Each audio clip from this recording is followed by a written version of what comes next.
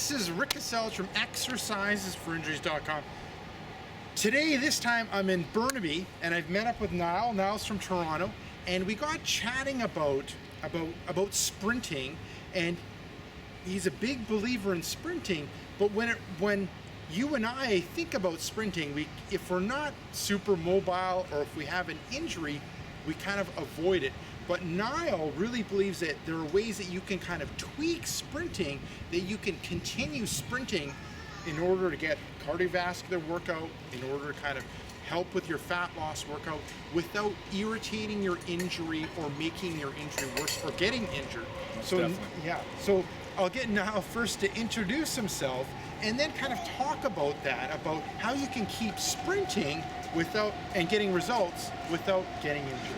Okay, so I'm from howdoigetgreatlegs.com, and part of what we do is strength training and part is speed training, because our belief is if you want to look fit, you want to look strong, and you want to look fast. If you look at a track athlete, they have that ideal body, right?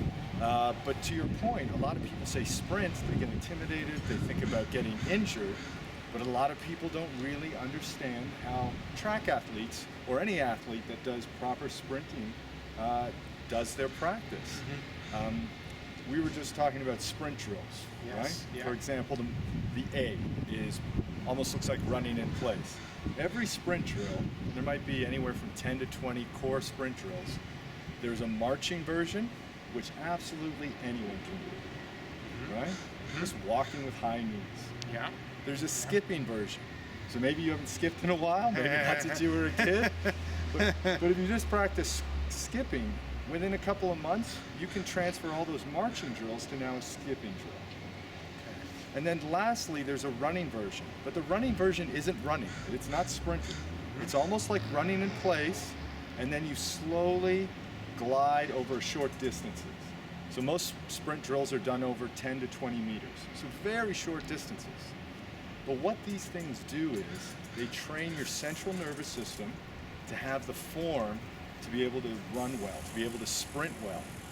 Part of the problem with getting injured is if you haven't run since you were a teenager, in your 20s, whatever you stopped doing that really explosive running, your body has essentially forgotten how to do it. And all those little muscles outside of the big muscles aren't strong enough to do it.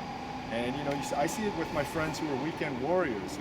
They haven't done anything all winter, they play softball and then they tear a hamstring. Oh yeah. Right? These sprint drills train your body to be ready to sprint. And then ultimately when you do start sprinting, let's say you've been doing the drills, the running version for a couple of months, you're ready to sprint. We tell you not to sprint at 100% for another 2 months. You might be sprinting 50 to 70% of your max. And again, over a very short distance, 20 to 30 meters, because you're not strong enough to run 100 meters with good form. And with all our exercises, form is paramount. But if you're in your 30s, 40s, 50s, 60s even, and you have been sprinting ages, to be able to return to that is the ultimate in mobility, to be able to sprint. And you can do it, you just have to know how. And then even looking at the 3 different variations that you ended up talking about, other reasons why I end up liking them is, it takes the joints through nearly full range of motion. Looking at the foot, ankle, knee, and the hip, they end up being low impact, which anyone can end up doing.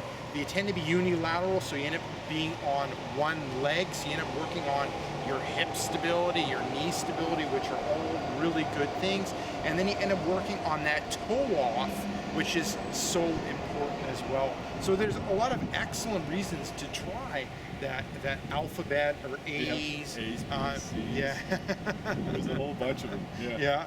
And the marching, and then that kind of like that running or that sprinting with the high knees.